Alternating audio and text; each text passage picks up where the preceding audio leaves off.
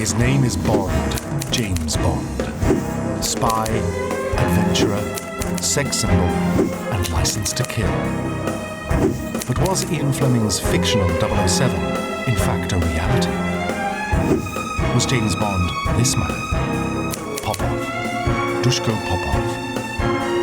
But this secret agent was no work of fiction.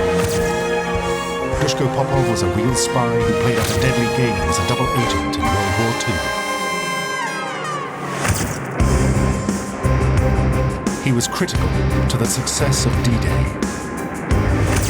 He robbed the Nazis of thousands of dollars in cash. He supplied vital intelligence to the Allies about Hitler's flying bombs. And he almost succeeded in preventing the Japanese attack on Pearl Harbor. This is a high-stakes story of deceit and delusion, and a tale of personal excess in the bar, the casino, and the bedroom. This is the true story of Dusko Popov, whose actions influenced the outcome of the Second World War. For that, he will be lauded as one of the most important players in the history of the Secret War.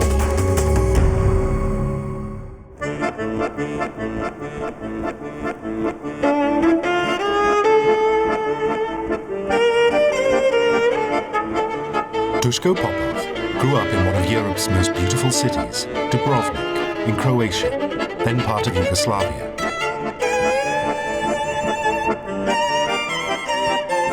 He had a privileged upbringing. He had wealthy, well-connected parents.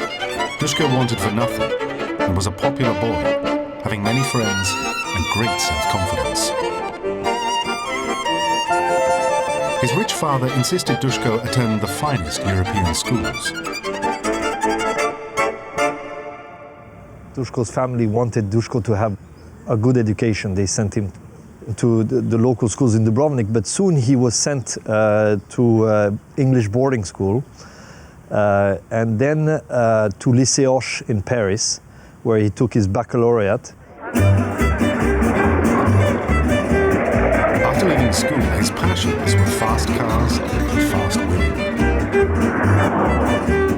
But he'd also been a star pupil and had become fluent in Italian, German, and French. At 24, he ended up in Freiburg, Germany, to study for a PhD in law.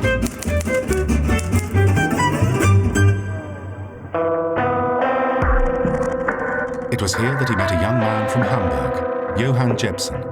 Popov called him Johnny.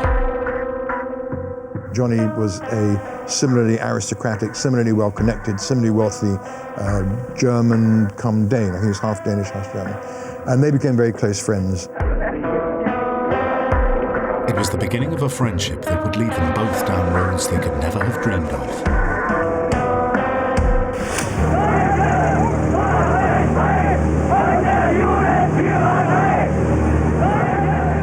'36 was a strange time to be a student in Germany. In the streets, swastikas were multiplying, and so was the hatred towards Jews. In Freiburg, the liberal Popov was outraged by the public harassment of Jews by the Nazis. The experiences Dusko had during his years at university in Freiburg was the first experience with Nazi Hitler's youth, and this actually gave him the drive to fight against what was happening in Europe in those days.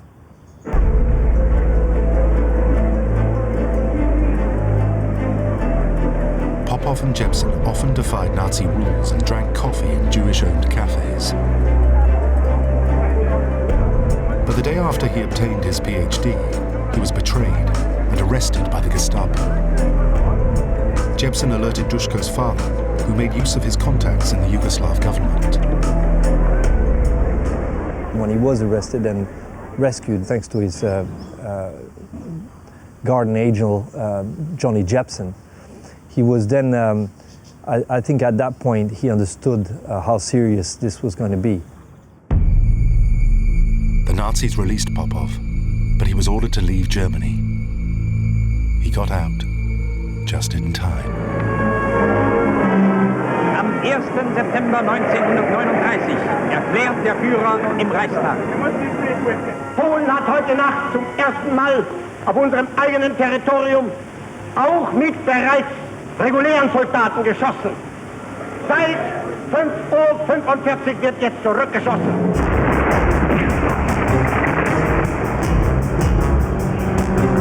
In September 1939, Germany invaded Poland.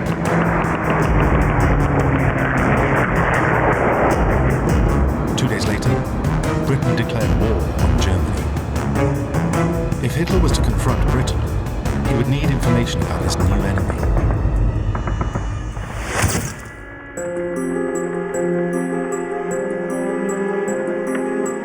He turned to his intelligence gathering organization, the Abwehr.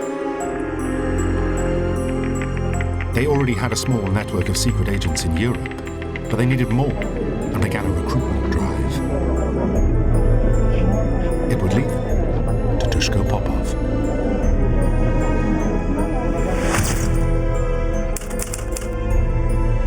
In 1940, Popov was running a small private law firm back in Dubrovnik in neutral Yugoslavia.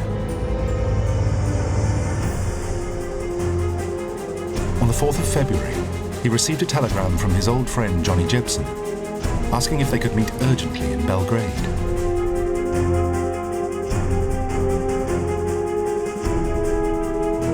They met in a hotel where Johnny revealed that he had joined the Abwehr. Popov was shocked, but then incredulous when Jebsen asked him to join and become a spy for the Nazis. First, I suppose Dusko must have been a little bit surprised and a little bit shocked because he knew Johnny was also an anti-Nazi. But I think Johnny told him something key. He said the best way to beat a team is to be part of it. Popov spent the longest night of his life thinking about the strange offer from his old friend. He was surprised, but somehow excited. Jebsen was suggesting that they become double agents, working for the Nazis while secretly undermining them. He knew that if he was caught, he would pay with his life. He later wrote, "No use going over the same ground 50 times. Facts don't change. But there was one piece missing to complete the game. Would the British play?"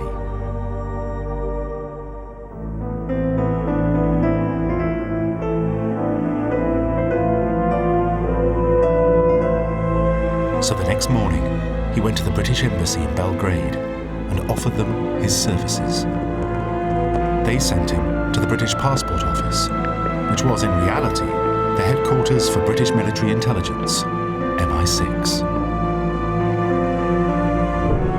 MI6 spent 2 days vetting Popov and then accepted his offer. He called Johnny Jebsen and told him he was ready to play the game. Dusko Popov, double agent, was born. Codename Ivan for the Germans, codename Tricycle for the British.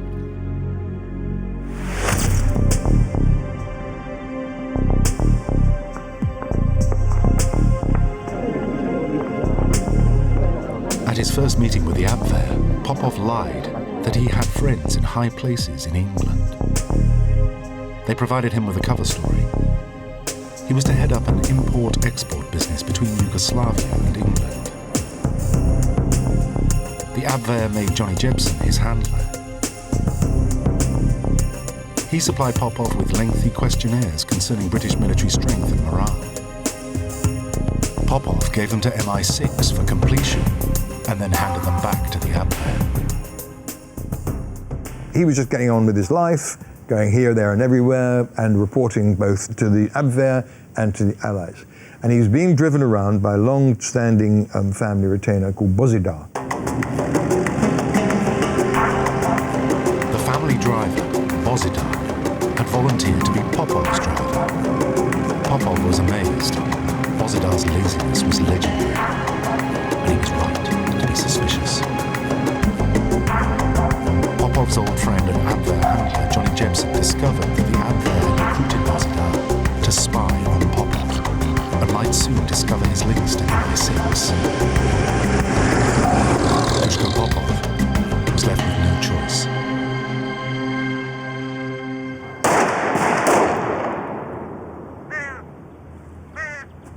Two days later, Bozidar was found shot dead near railway warehouses in Belgrade. If you consider this, firstly in retrospect and in the cold light of day, I mean, it was a brutal, cold-blooded killing, and it doesn't really sort of fit very well into what we know about Dusko, who was not inherently violent individual. I mean, he much preferred taking girls out than getting involved in fights. But I think what it tells us about those times were how dangerous they were. The police concluded that Bozidar had been killed in a bungled robbery. Popov had got away with it. As Dusko got more and more confident, and as he began to win the confidence of his German handlers, they were more and more interested in using him more extensively. And they decided that they would send him to London, where they had a very small network of spies, but they thought somebody like Dusko could build up a larger network. And the first process in that was a stop off in Lisbon.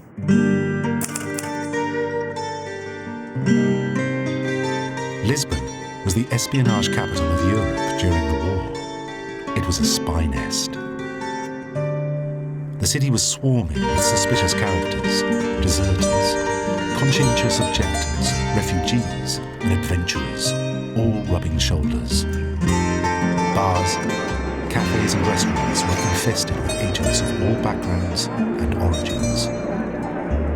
Although Portugal was officially neutral, the Germans had a significant presence there, so the British ensured that they too had a strong covert delegation. It was in this atmosphere that Popov was sent to Lisbon by the Abwehr in November 1940. When Dusko Popov arrived at Lisbon airport, his eye was taken by a pretty girl who kept winking at him. Her name was Elizabeth Sarbach, and she'd been sent to collect him. He followed her to a waiting black limousine, got in, and together they sped off. The car was driven to a large villa where a tall, aristocratic man was waiting to greet them. It was Elizabeth's boss and Popov's Abwehr controller, Ludovico von Karstoff. Real name, Ludwig Kramer von Auenrode. Popov instinctively liked von Karstoff, who shared his fondness for the company of women, and took him under his wing. They became friendly quite easily. They shared the same love of life and freedom. So Lisbon was a good setting for Dusko. They got on fantastically well together. They were very friendly. And so then Dusko was given in Lisbon his instructions, what he had to do when he got to London, what information he was supposed to find out, what contacts he was supposed to make, etc., etc.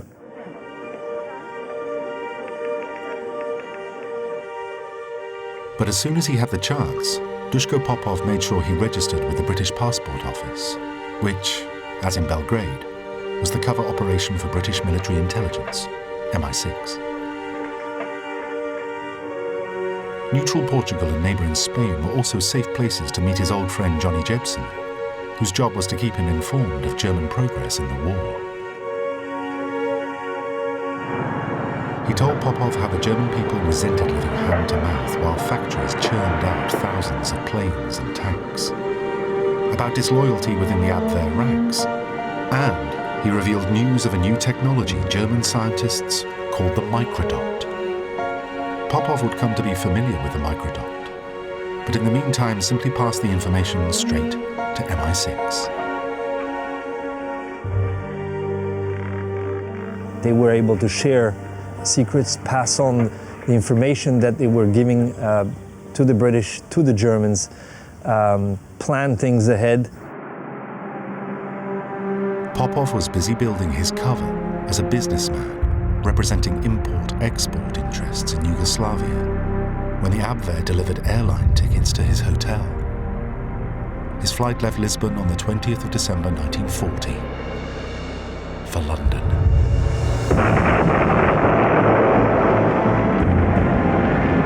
Hitler's Luftwaffe were trying to bomb the British into submission. But while the Blitz was the most visible side of the war, the Abwehr was secretly laying the foundations for occupation. And Popov was key to the strategy. They instructed him to find out if there were influential Nazi sympathizers in Britain who they could use to support an invasion. Popov realized that this was the opportunity he'd been waiting for. He would look the British in the eye and tell them how he could help them win the war.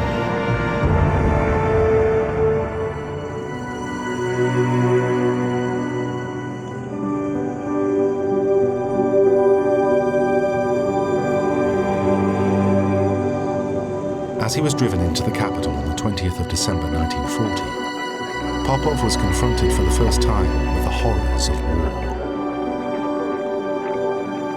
As he watched the city burn and the people bury their dead, it only reinforced his commitment to the cause. He wrote, If I had any doubts, moral or ethical, about what I was doing, they vanished when I experienced the Blitz at first hand and how the British were standing up to it. He understood at that point how the British were going to fight this war to the end. And he was going to participate and he was going to be part of the effort to beat Nazi Germany. His car pulled up at the Savoy Hotel on the Strand, where he was greeted by a smartly dressed man. It would be this man's job to vet Popov and report whether he could be trusted.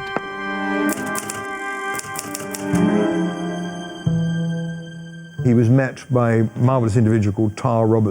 Robertson, who was running something called the XX Committee, which was XX double cross. They had arrested quite a number of German agents in Britain and had given them the choice they could either be executed or they could work for us under very, very strict supervision. MI6 in Lisbon and Belgrade had already briefed Robertson and the Double Cross Committee about Popov. Even so, there were many on the committee who didn't trust him. He could be working for the Germans. The committee were not prepared to take any chances. There were still some dissenters who said, no, we mustn't trust this man. But eventually, T.A. Robertson said, no, let's go with him, let's see how it works out. And of course, it took a long time for him to really get everybody's confidence. Popov had passed his first test. T.A. Robertson knew that he had the potential to become the Double Cross Committee's most valuable agent. He had neutral nationality, could travel freely all over Europe, and had the trust of the Abwehr. He threw himself body and soul into working with the British. In turn, they trained him in the arts of spycraft,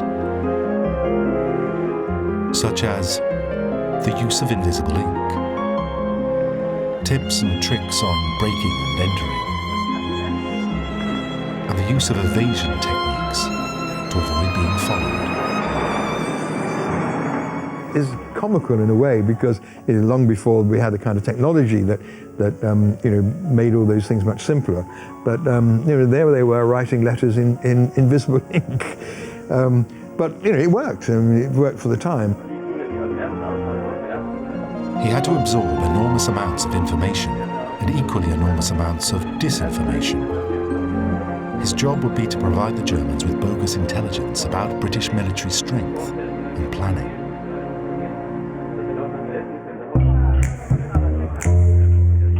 On New Year's Eve 1940, Popov was invited to a society party given at the home of Major General Stuart Mingus, the head of MI6, known as C.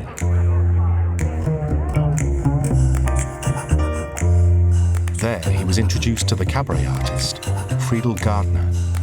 She was the most beautiful woman he'd seen since arriving in England. But as their conversation got interesting, Mingus interrupted and asked Popov to his study. Mingus told him in no uncertain terms that he didn't like him, But he had the makings of a very good spy. But had better learn to take orders, or he'd become a very dead spy. Popov left the party contemplating Mingy's words, but dreaming about Friedel Gardner's eyes. He would meet her again very soon.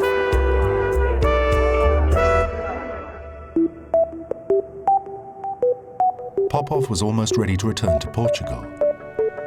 But first he was introduced to Lieutenant Commander Ewan Montague.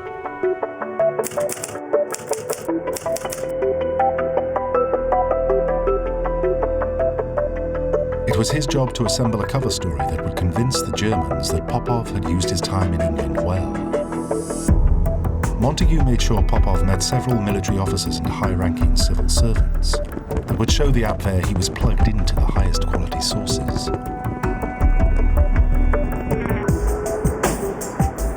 To enhance his credibility still further, he gave him the names of 3 lords whom the British already knew were sympathetic to the Nazis.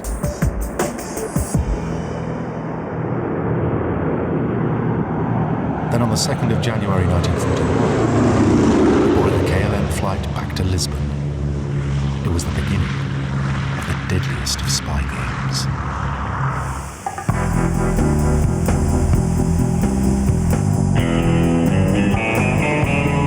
Back in Lisbon, he met von Karstov's assistant, Elizabeth, at the Hotel Palacio. He checked in, dressed for dinner, and made his way to the casino, and in particular, the roulette table. There he waited for Elizabeth to play 3 numbers. The numbers revealed the date and the time of his next meeting with von Karstov.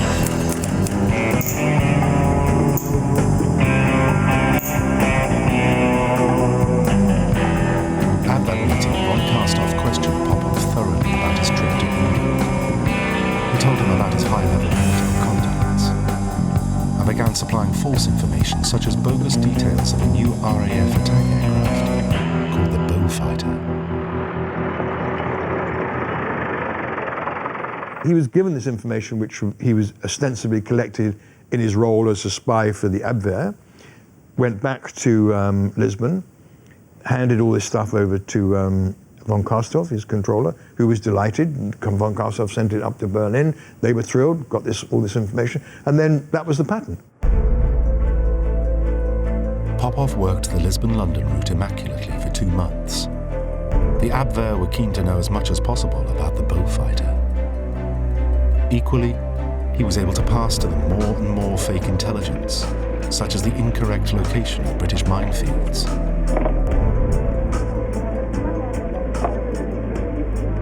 He was given a chart showing where there were minefields in the English Channel, which were in the wrong place. So anything that would confuse the Germans or make them confused about what was happening in Britain. It was just an extraordinarily complicated game of bluff and double bluff. They were trying to create a picture in the minds of the German. In the mind of the Germans of what was happening in Britain, but it wasn't precisely what was happening. To alleviate the unquestionable stress, Popov also made sure he made time to let his hair down. When in Lisbon, he had the companionship of a shapely Brazilian blonde called Maria Helena. When in London, he was on everyone's A-list. Here's an extract from his diary from 1 week in February 1941. Evening cocktails, American Bar, Savoy. Dinner at Mirabelle. Met at Mayfair Lounge. Dinner at Claridge's. Dined in an out club. His hectic social life alarmed his superiors, so they arranged for an old flame to make contact. He didn't know that Friedel Gardner was also working for MI6, but they knew this agent they called Gelatine would be perfect at keeping Dusko occupied. Popov would find her company stimulating.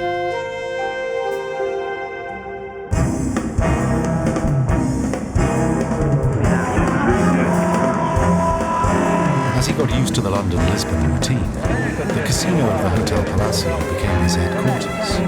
It was here that the James Bond legend was born.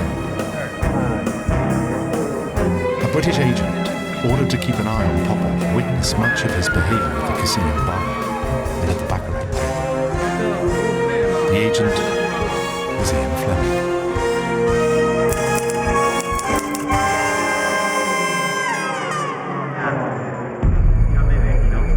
But in March 1941, as Popov arrived yet again at the Hotel Palacio, he was instructed to report immediately to von Kastov.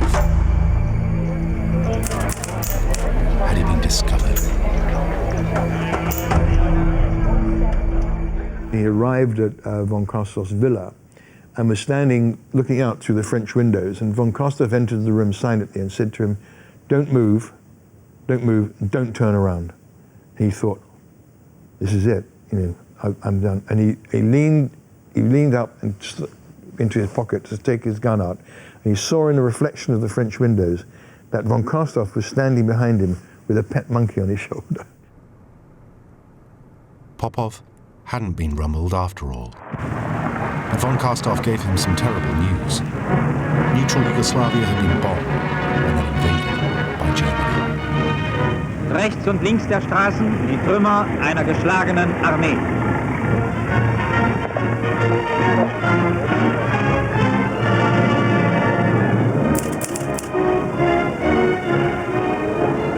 Coming from Dubrovnik, Popov was officially on the German side, and he could continue to work for them. But back home, his entire family were now at risk. He was in little doubt that if he was exposed, the Gestapo would have no pity on them. And then von Kastov told him of new orders from Berlin. Hitler was making plans to go to war with America. He instructed the Abwehr to gather information about the United States and was keen to establish a new network of spies there. Von Kastov told Popov that he'd been selected to lead that mission. This was greeted with dismay by the Double X Committee in London, because Popov was a very valuable asset for them, because he was the only agent who had direct face-to-face contact with the Germans. But Popov had an idea. The next time he was in London, he explained to the Double Cross Committee how he could turn the trip to the United States to their advantage. Popov had already convinced the Abwehr that he had a bogus network of agents operating in Britain. He told them he'd been paying them out of his own pocket. Here at the Double Cross Committee's HQ, he told them he'd convinced the Abwehr to take on the costs themselves. Popov would then launder the money in the United States and reroute it to MI6. The Abwehr would be paying cash straight into MI6 coffers. The Double Cross Committee were amazed at the simplicity of the idea they called Plan Midas.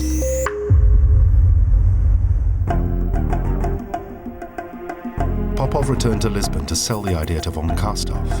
It worked, and von Kastov agreed to have the cash before Popov's departure for America. In return, he handed Popov a single sheet of typewritten paper. He produced a piece of paper with just typewritten paper and said, all the information is on this piece of paper. And Dusko looked at it, it's just an ordinary letter. He said, what do you mean, where is it? And it was the first anyone had ever heard of microdot, the secret microdot technology. Visible only with a microscope, the microdot hid a dossier with a huge number of questions about the American military beneath a full stop. The Germans had developed a technique of reducing documents, photographing documents, and reducing so small that they could be hidden under a full point in a typewriter. Von Kastov asked Elizabeth to fetch a bottle of champagne, and together they toasted Popov's new assignment.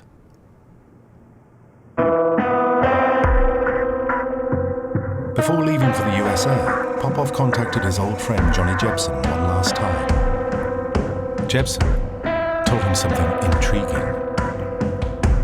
He had been asked by the Abwehr on behalf of their allies, the Japanese, to go to the port of Taranto in Italy and find out why a recent British airstrike had been such a success. It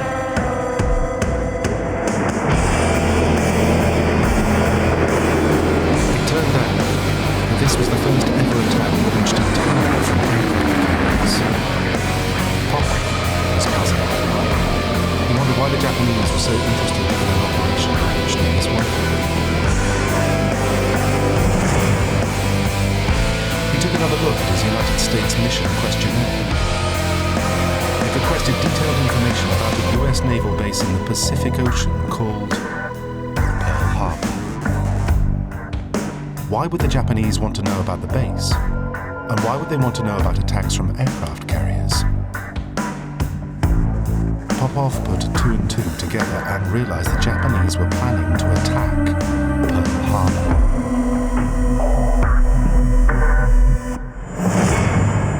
There was now real urgency about Dusko Popov's trip to America.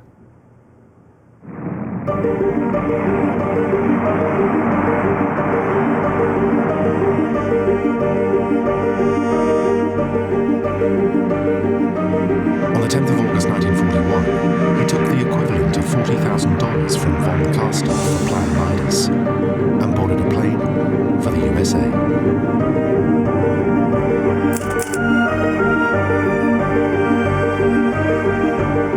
When he landed, he went straight to the headquarters of the FBI. He'd been told by the British that Popov was on his way, but they were not at all welcoming. At the time, the FBI was headed by the formidable J. Edgar Hoover, who considered himself to be above the law and trusted few people, particularly foreigners. There is nothing mysterious about the manner in which the Federal Bureau of Investigation works. Its formula is a simple one: intensive training, carefully investigated and highly efficient personnel, plus rigid requirements in regard to conduct, intelligence, and integrity.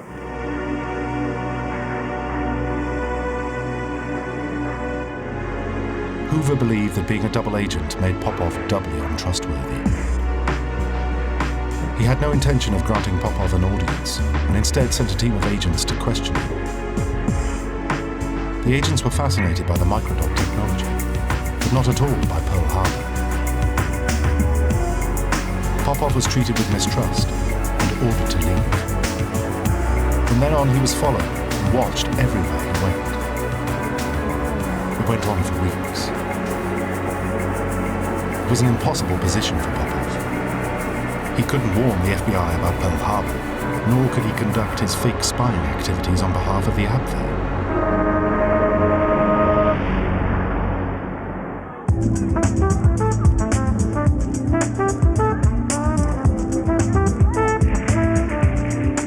To take his mind off the FBI, he got on a plane and headed for the fashionable ski slopes of Sun Valley. I skied from early morning to dark. It didn't work. My nights passed in a blur of alcohol and sex. But it was easier to grin in company than to sob alone in New York.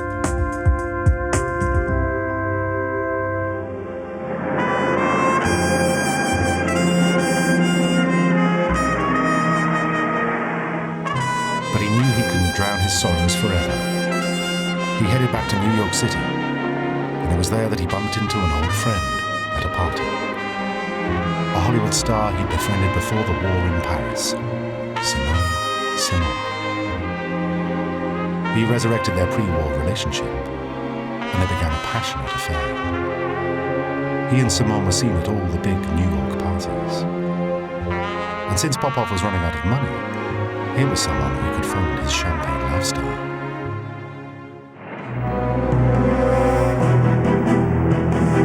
Then out of the blue, the FBI contacted Popov. Hoover wanted to see him. Had his message about Pearl Harbor got through after all? On the 24th of September, Dusko Popov walked back into the FBI offices in New York City. He was escorted to a small back office. Hoover was seated at a desk. He didn't get up. There were no introductions and no preliminaries. Hoover ordered Popov to sit down and began to rant, pounding the desk with his fist as he attacked Popov's reputation. Hoover was an extraordinary character in many ways, probably homosexual, hated foreigners, hated in particular Dusko, hated playboys, hated everything about Dusko. Hoover told him to leave his office, but Popov refused. He lit a cigarette and began a spirited defense of his position, describing the microdot questionnaire, and warned him of the plot to attack Pearl Harbor. Hoover accused him of being a German agent, saying, "You're begging for information to sell to your German friends so you can make money and be a playboy." Popov, seething with rage, tried to defend himself. But Hoover had heard enough, telling Popov, "Are you trying to teach me my job?" As Popov got to his feet, he snapped, "I don't think anyone can teach you anything."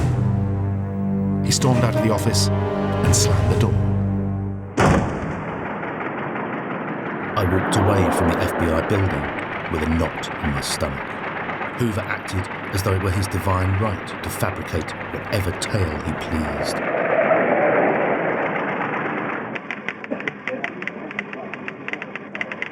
Popov soon forgot about his detractors in the FBI when he received a telegram from Lisbon instructing him to meet von Karstov's assistant Elizabeth in Rio de Janeiro, Brazil.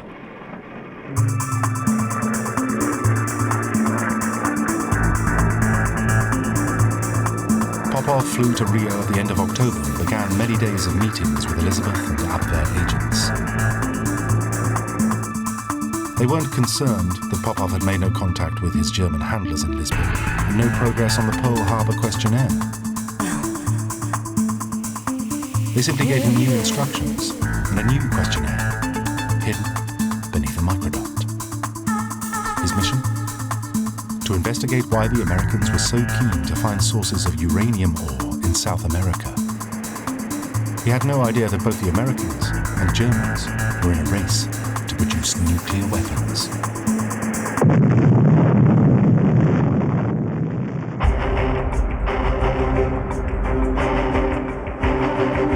Popov decided to return to New York by sea. But just 3 days from port, shocking news reached his ship. The Japanese had attacked Pearl Harbor.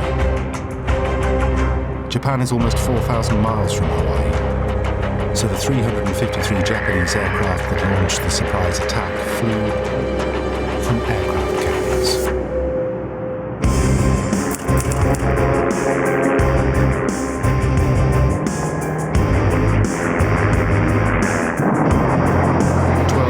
Warships were sunk. 188 aircraft were destroyed, and almost 2,500 personnel were killed.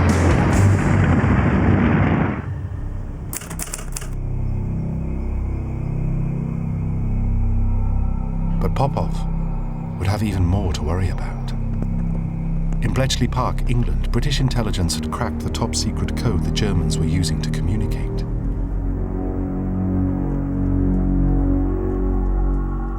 This Enigma code was cracked by a team assembled by Stuart Menges from MI6 and provided them with an insight to the inner workings of Hitler's military machinery. And now codebreakers received chatter about Popov from the Abwehr.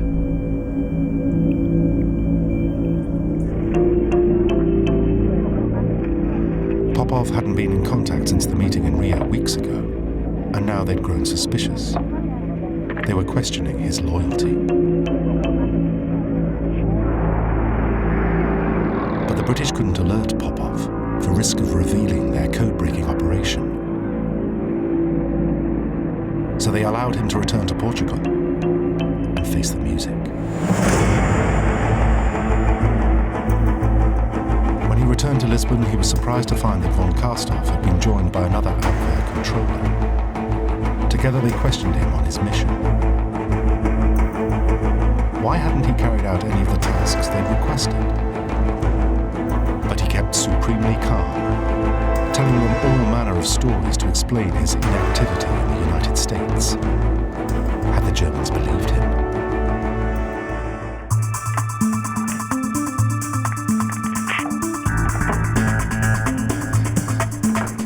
3 days later, a message was sent to Berlin. It was intercepted by the British at Bletchley Park. The message stated that Popov could still be trusted. The British were astonished, as well as jubilant. Best of all, the Abwehr allowed Popov to resume the Lisbon to London shuttle.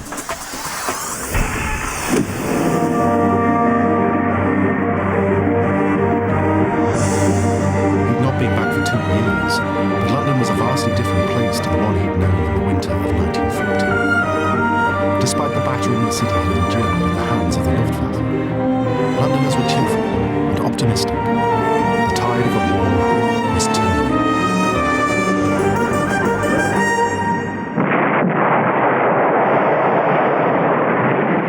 By October 1942, Germany was in trouble. Defeat seemed only a matter of time. The Allies were planning a counterattack, the beginning of the end of Hitler. It was to be called Operation Overlord, or D-Day. And key to D-Day preparations was Operation Fortitude, prepared by the Double Cross Committee, and one in which Popov played a central role. Operation Fortitude was a plan for mass deception.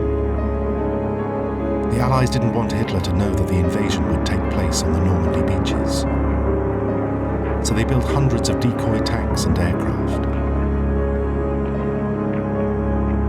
Knowing they'd be visible from German spotter planes, they placed them in strategic locations to convince Hitler that invasion would start in places like Calais and even Norway. Anywhere except Normandy. This sophisticated operation also relied on Popov feeding the Germans false information. His role was significant because it was essential that this whole jigsaw was put together in the minds of the Germans. And once they got that entire picture, they weren't looking in the right place when D-Day actually happened. On his final trip to Lisbon, Popov presented von Kastov with a dossier about the Allies' order of invasion. It contained misleading information about troop numbers in Britain, giving the false location for 3 armies, 3 army corps, and 23 divisions. That's over 500,000 men. On the 9th of March, Bletchley Park intercepted an Abwehr message describing Popov's intelligence as reliable. As a consequence, 15 divisions, or almost 250,000 German soldiers, were rerouted to Calais. The whole trick was to actually convince the Germans of his loyalty so that when the day for the big lie came, they would swallow the pill that much easier. As Popov made his way back to London for the last time, he took with him intelligence about new German secret weapons. Von Kastov had warned him to stay out of London, because in the coming weeks Hitler would unleash his new terror weapon on the British. So Popov gave MI6 the dates of the first attacks by the V-1 flying bomb.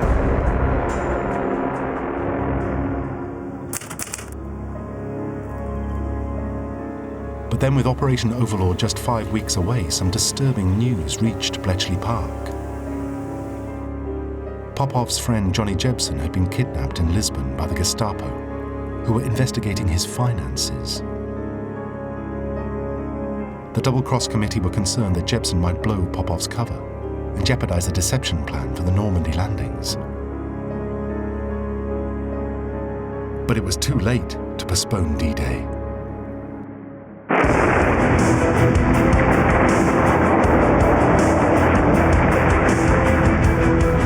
The 6th of June 1944. 175,000 Allied troops landed on the Normandy beaches. were they to drill a trap? Had Operation Fortitude worked? Or had Johnny Jepson cracked?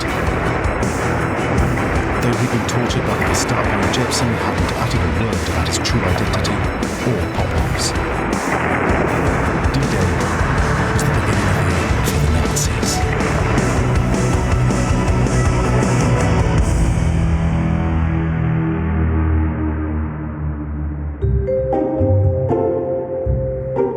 In London, Popov was invited to a celebratory dinner where he was given the seat of honour. It was announced that he was to be awarded the Order of the British Empire. But Popov was in no mood to celebrate. He'd learned that Johnny Jepson had been shot dead while trying to escape. A common euphemism for murdered. Johnny's death was a big blow to my father. His life changed, I think, afterwards. They had been watching each other's back throughout the war. They were able to achieve important things together. The double effort on both sides worked perfectly. Hate, cold, bitter, destructive hate, rose in me like fury. I wanted vengeance. Popov would have his revenge after the war. Outside Buckingham Palace, crowds cheer themselves hoarse. 7 times during VE Day, the British royal family appeared on the balcony.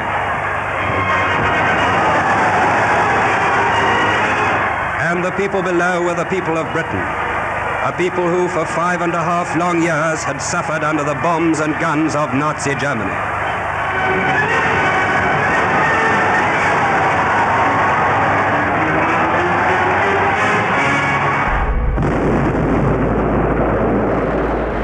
Europe rejoiced at victory and the Third Reich collapsed, Popov embarked on his quest. It would be his last mission. He got hold of a British officer's uniform and travelled to Germany. Once there, he scoured the country, inspecting every prisoner of war camp, trying to track down the man responsible for the murder of his friend. He had the honorary role of lieutenant colonel, so he had some status within the Allied army. And he set himself the role of finding out what happened to his friend. One name kept cropping up. Walter Sulzer, a member of the German intelligence service, was the man most likely to know what had happened to Jepson. Sulzer had been commandant of the camp where Jepson had been killed. In Popov's eyes, he was Johnny's murderer. He tracked him down to the northern town of Minden. There was no one home at the address Popov had been given, so he broke into the house and waited.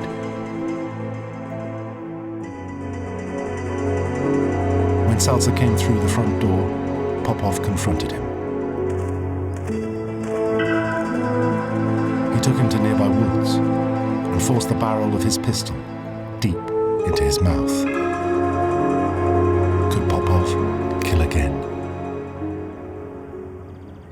I knew I couldn't kill him. I vomited my sins and my shame and my pain.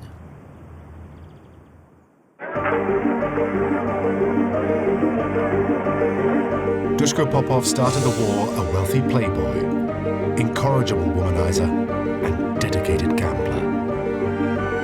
He ended it as one of Germany's most trusted spies and one of Britain's most successful double agents. He fed the Germans a constant stream of doctored military intelligence. His Midas plan drained the Abwehr of $85,000, over $2 million in today's money, at almost the entire cost of running the double-cross committee.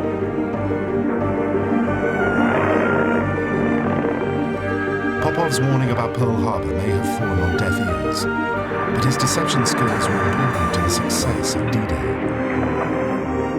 What Dusko Popov achieved during the war was to constantly befog the minds of German intelligence. What he did was to confuse them, to make them think things were happening that weren't happening and that things that were happening weren't happening. And could Dusko Popov really have been the inspiration behind Ian Fleming's James Bond? The comparison would downgrade his efforts. What he did during the war with the rest of the Double Cross gang, I think, was quite amazing, and the James Bond association is quite a practical but not very honest one. When he returned to Britain after his attempt to avenge Johnny Jebsen's murder, Dusko Popov was granted British citizenship and awarded his OBE. The presentation was made, appropriately, in the cocktail bar at the Ritz.